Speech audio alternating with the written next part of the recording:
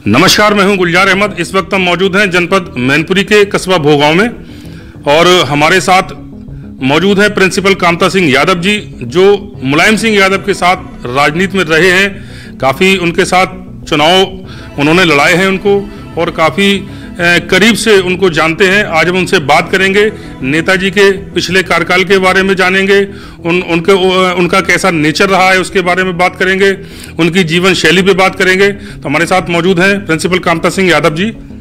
नमस्कार। तो आज हम इनसे बात करेंगे और हम आपको दिखाएंगे कि नेताजी का क्या नेचर था, नेताजी ने कब राजनीति की शुरुआत की है। मुलायम सिंह यादव मैनपुरी से चुनाव लड़ रहे हैं।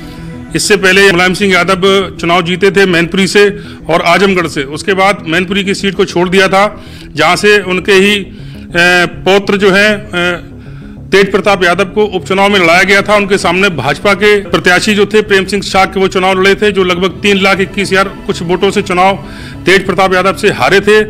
उसके बाद आज फिर से 2019 का चुनाव, ये जो महासंग्राम होने जा रहा है, इसमें नेताजी फिर से चुनाव मैदान में है मैनपुरी से, जो कि मुलायम सिंह यादव का गढ़ कहा जाता है। मुलायम सिंह यादव यहाँ से नामांकन कर चुके हैं, चुनाव लड़ रहे हैं। उनके सामने फिर से दोबारा से प्रेम सिंह शाह के उनके सामने होंगे। तो इस बार बात करेंगे, देखेंगे कि प्रेम सिंह शाह क्या उनके आगे टिक पाएंगे। तो आइए बात करते हैं हम मास्टर कामता सिंह यादव जी से। जी, आप नेताजी को कितने करीब से जानते हैं? नेताजी के हम पूर्ण रूप से साथी हैं, बचपन के साथी हैं जी।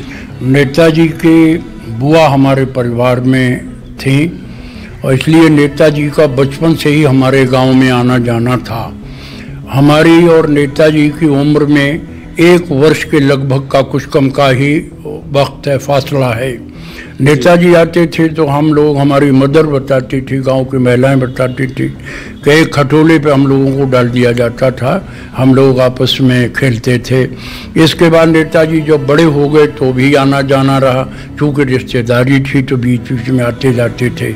नेताजी का स्वभाव सदैव से ही संघर्षशील रहा है। नेताजी ने अपने विद्यार्थी जीवन में ही पढ़ते भी थे और राजनीति में उनकी बड़ी दिलचस्पी थी। कुश्ती लड़ने का शौक था जी। उनके गुरु थे राजनीतिक गुरु और दंगल के भी मेंबर साहब श्री नत्थू सिंह जी यादव।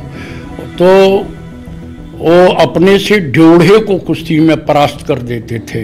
लोग देखते थे, कहते थे तो बहुत तगड़ा है। नेताजी कहते नहीं, अभी देखना, और उसको परास्त करते थे। इसी तरह राजनीति में भी नेताजी ने अपना एक कीर्तिमान स्थापित किया है। बहुत छोटी उम्र में ही आओ पासी आंदोलन चला, उसमें नेताजी लगभग 12 वर्ष की उम्र में ही जेल गए थे। इसके बाद पढ़ते भी रहे और राजनीति से भी जुड़े रहे। उन्होंने बीटीसी किया था शिकोहाबाद के AK कॉलेज से और उसके बाद फिर टीचर हो गए जैन इंटर कॉलेज में। चौधरी चरण सिंह जी किसान नेता उस समय थे, बहुत निकट हो गए नेताजी चौधरी साहब के, अक्सर आना जाना रहा। उनकी पत्नी नेताजी को बहुत प्यार करती थी, संघर्ष के कारण वो माताजी से मिलते जुलते रहते थे।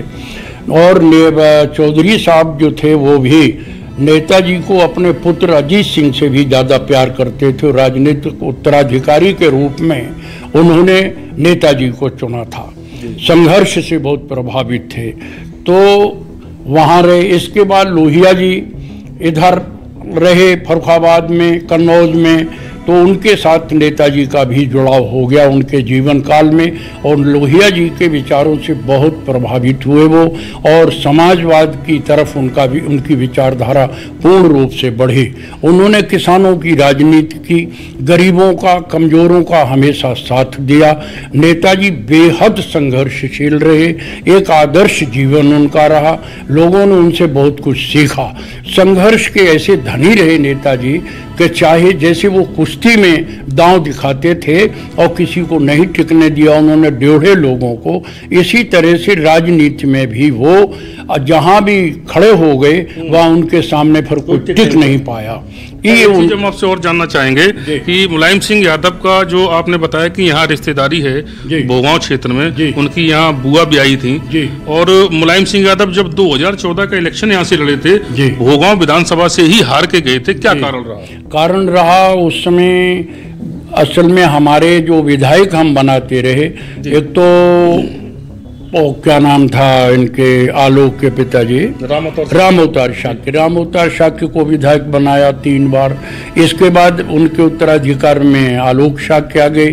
तो शाक्य की बहुलता से यादव बहुत ज्यादा संख्या में होते हुए भी जब पूरा साथ मिल जाता था शाक्य का और अन्य का, तो हम चुनाव जीत जाते थे। शाक्य जब अपनी जातिवादी राजनीति में चला जाता है तो उसके साथ छोड़ने से हम 3 बार चुनाव हारे, 1 बार नहीं।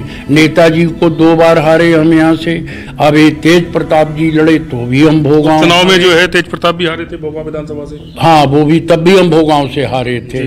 तो अब इस बार भी पुनरावृत्ति होगी? इस बार तो कुछ नहीं हो सकती, गठबंधन है। इस बार तो नेताजी अब बहुत बड़ी जीत में जाएंगे। लगता है कि भारत में शायद किसी की जीत इतनी ना हो जितनी नेताजी की होगी, क्योंकि लोधी वर्ग इस समय बीजेपी के साथ है।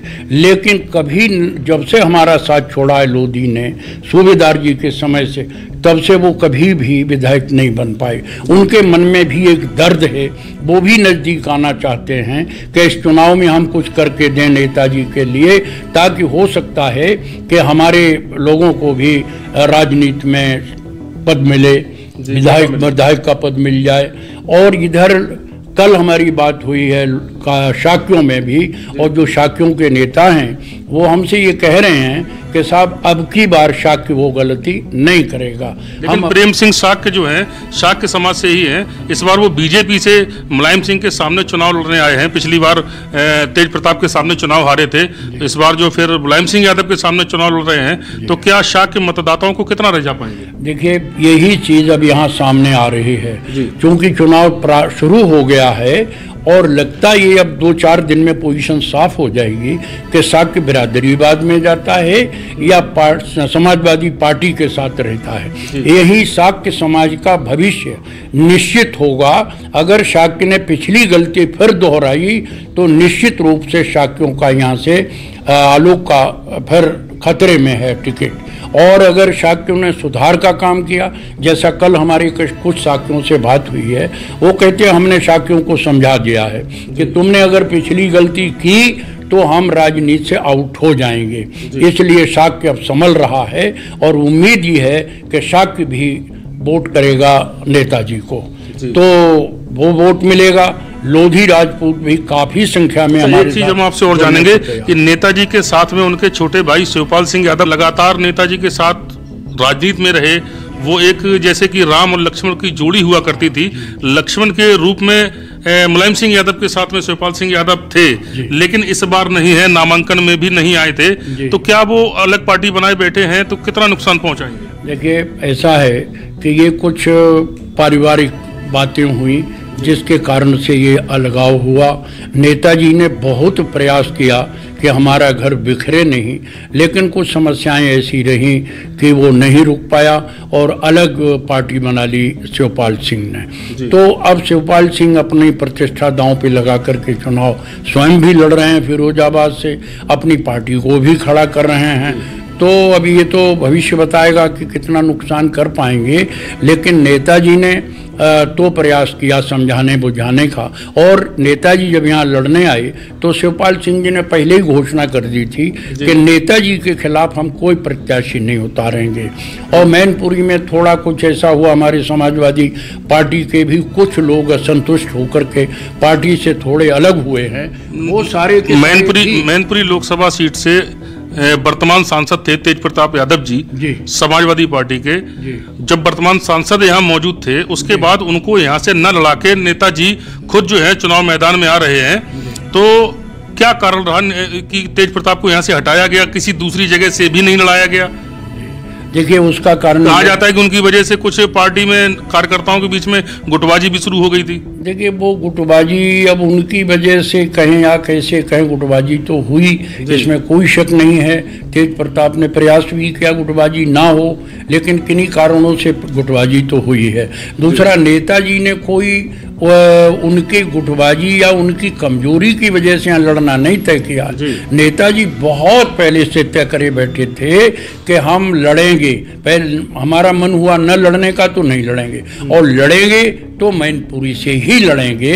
ये कोई इसके लिए नहीं कि तेज प्रताप बहुत कमज़ोर हो गए, नेताजी नहीं आते तो वो जीत नहीं पाते, ऐसा तो कुछ नहीं समझ में आ रहा है। समझ में ये आ रहा है कि नेताजी की पुरानी सीट रही है, उनका यहाँ से ही लगाव रहा है, यहाँ से वो जीते सांसद और देश के रक्षा मंत्री बने, बहुत बड़े पद पर पहुँचे, उनका ये गृह जनपद है, बहुत भारी लगाव है, हम सबसे बहुत प्रेम है, तो नेताजी कभी मैनपुरी को छोड़ना नहीं चाहते।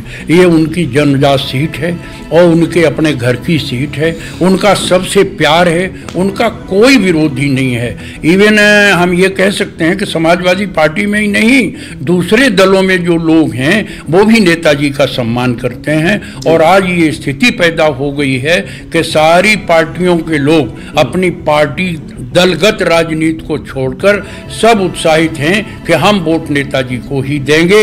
वो बहुत पुराने लोगों से मेरी बात हुई बीजेपी में जो अभी हैं और रहे पहले से, वो भी कह रहे हैं कि नेताजी के पास हम किसी काम से गए थे, नेताजी ने कभी भेदभाव नहीं किया, अपने लोगों से भी बढ़कर हमें प्यार किया और हमें वोट हमारा काम किया, लिहाजा हम लोग तो वोट नेताजी को ही देंगे।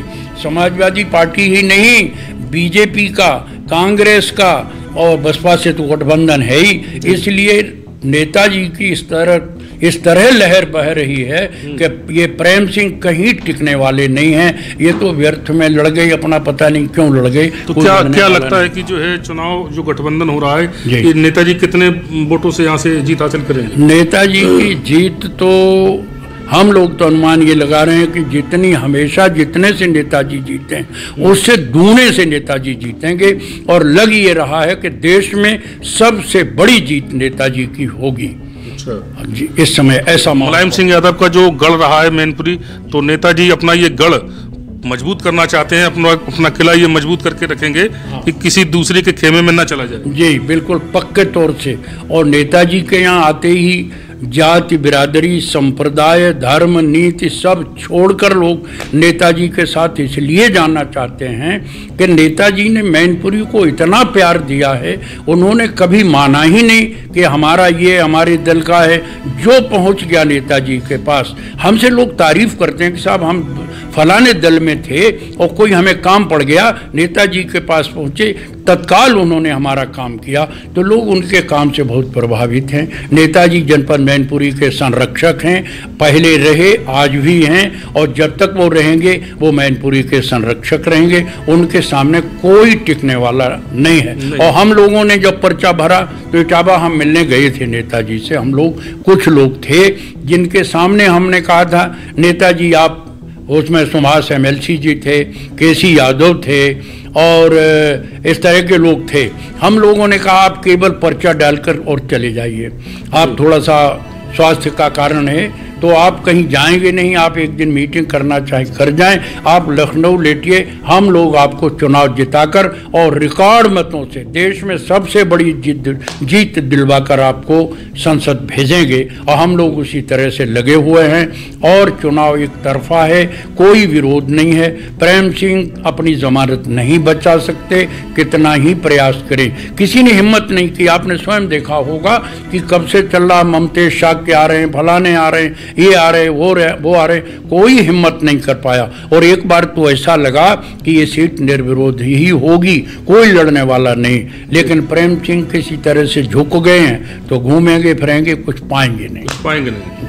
तो आपने देखा हमारे साथ मौजूद थे प्रिंसिपल कामता सिंह यादव जी, जो नेताजी के काफ़ी करीब रहे हैं, बचपन से उनके साथ रहे हैं, उनके राजनीति में उनके साथ रहे हैं और लगातार उनके संपर्क में रहे हैं। नेताजी को कई चुनाव भी उन्होंने लड़ाए हैं। इनका कहना है कि प्रेम सिंह साग के अपनी जमानत भी नहीं बचा पाएंगे, नेताजी यहां से रिकॉर्ड मतों से चुनाव जीतेंगे। हमारे साथ बने रहिएगा CIB इंडिया न्यूज़ पर गुलजार अहमद के साथ। अगर आपको हमारी खबर अच्छी लगी तो खबर को लाइक करें, शेयर करें और चैनल को सब्सक्राइब जरूर करें। साथ ही स्क्रीन पर दिख रही घंटी को दबाएं ताकि आप तक हमारी सभी खबरों के नोटिफिकेशन पहुंचते रहें।